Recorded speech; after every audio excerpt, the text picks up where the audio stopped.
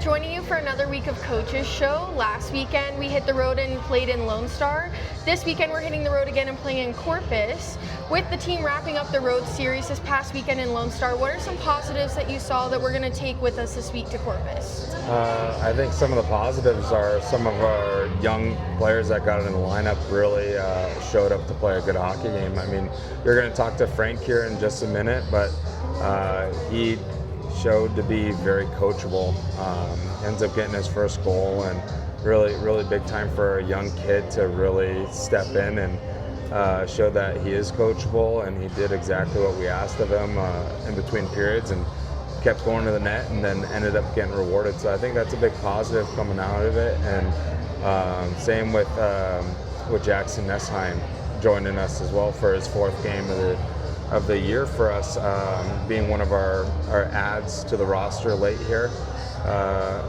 I think what a good positive out of him is that he's a good worker, and he just keeps going and doesn't give up on plays. And it's good to get those two guys in the lineup and continue to utilize them and help them in their growth track and their development, and to also, focus on what they could do now and also push for the future here as well. We're heading into another road environment this weekend. How crucial are these late season road games? Oh, they're big time. It's always like a playoff hockey environment when you get down to these end road games and into the end of the season, and getting accustomed to that feeling of being on the road. And we have out of our last 4 weekends here, 3 of them are on the road. And for our guys, it's kind of a fun journey going a day early, because we don't do that to many locations here in our division. So we get a good skate in on Thursday, and then get to sleep in a nice hotel rather than travel on that Friday morning, and get a pregame skate for one. So that's always nice. And it's very important, just because we're still fighting at every part of the way here. And so for our guys, it's just business as usual as we go on the road. And I think I mentioned this last week, there's just a little bit more structure on the road with daily schedules and everything, because we're kind of taking over the guys and monitoring them, and being in the location in Corpus where we're staying in the hotel, there is a little bit of freedom.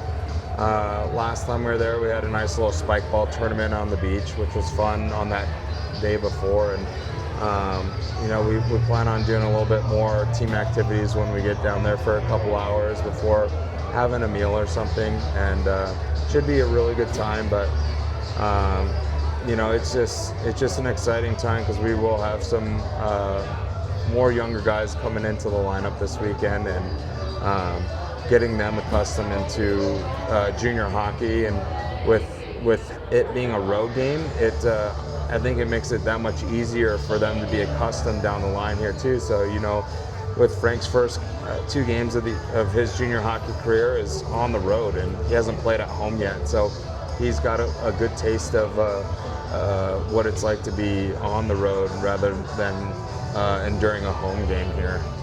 You mentioned Frank getting his first NAL goal. How important is it to see the development in our younger players getting rewarded, such as that first goal? Oh yeah, it's great seeing him do what he can, and just being very simple and a hard worker. The message was going in between that second and third period on Saturday was, we got to go to the net more. And sure enough, he scores a goal right on top of the crease. And just by one little instruction there, he was a kid that really bought into what we were saying as coaches to try to have some success that night. And so I think, looking forward at all these young players that are having opportunities to play a few junior hockey games with us late in the season. It's great seeing them be very coachable and responsive to how we conduct the team and how we monitor and go about our day-to-day life as a Wrangler. Spending so much time with the team on the road, who is the person who brings the most personality to the group? Yeah, when you sent me that question, I had to think about it, but I also didn't have to think about it. This week we played a little wiffle ball game as a team, and one of the guys that really stands out in those kind of environments is Jake Thornton. Sorry, excuse me. And he's just one of those guys that's very lively around the group, and he pulls some really good, I would say, comedy into the way that he conducts himself and how hyper he could get around the boys. And I think Jake Thornton is probably one of those guys that does that for sure. Perfect. Thank you so much. All right, thanks, Loco. We're joined with assistant coach Lucas Stern. Lucas, road trips can be a test on teams' habits. What are some things that the coaching staff is focusing on during the week of practice to make sure that the group is ready for another away series? We kind of just treat it like it's just another game. Like whether we're playing at home or playing on the road, like we kind of prepare the same way, so that way there's structure for the guys going into each week. Whether it's at home or away, the preparation is very similar, so that way it's familiar for the guys, so we're not throwing a curveball at them just because we're on the road and then suddenly it's like, whoa, we weren't expecting this. We really try and keep it consistent and focus on a very similar structure throughout the week of practice, so that way it's just nice and routine for the guys. Corpus plays with a lot of pace. From system standpoints, what are important for the Wranglers this weekend? Well, we know that about 90% of their scoring chances came off the rush, so for us, huge importance is going to be, good gap control, making sure forwards are coming back and tracking on pucks, making sure that we're making them come 200 feet, getting pucks deep. It's just knowing those habits out of Corpus, and they've been a really strong team all year. So you have to give them the respect that they deserve. So us, it's just doing our thing to make sure we have those key details, like working as a unit on defense first, and then taking our chances when we create them. Over the course of the season, you've seen this group grow quite a bit. What are the biggest improvements you've seen in the overall? I think the biggest piece of growth has been, honestly, in my opinion, off the ice, with the maturity of the guys, seeing guys become leaders and become men, and even continuing to do so. Like you take someone like Landon Poe, who's coming into his first year in the league, and he's a little bit, had an adjustment period. He's a little bit of a goofball, a little bit of a character, and then now he has a letter on his jersey because of that growth, because of that maturity, and we're excited for not just him but the rest of the group, and we've gotten to see every player on this roster have a moment where they just show the man that they're becoming, and it's really rewarding for myself and Hilly to see. So I think, at least in my opinion, that's where I've seen the biggest piece of growth, is just the players becoming better people off the ice, and that's something that we're extremely proud of for all the guys.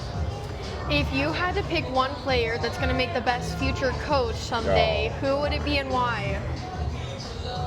Best future coach. There's a few names that come to mind right away.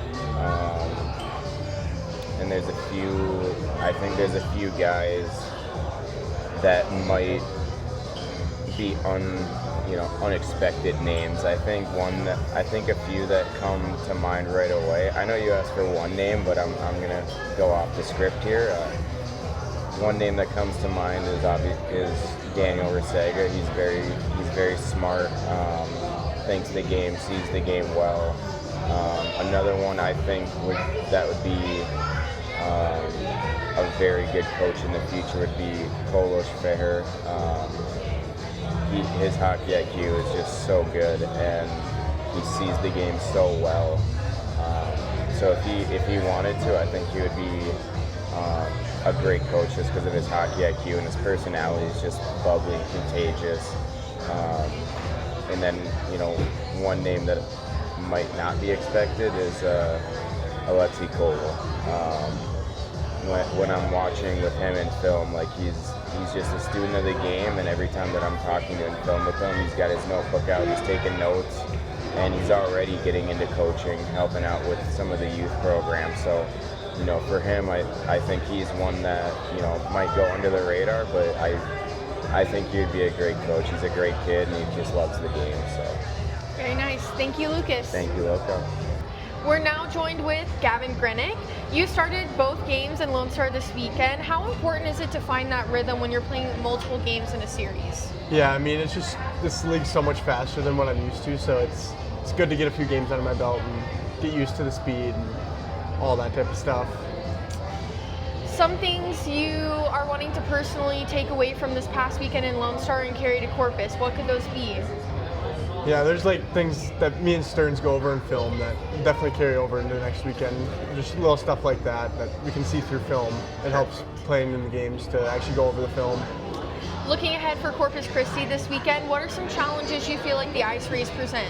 I mean, they're obviously a good team, but I'll play the same type of game either way, no matter what team you're facing.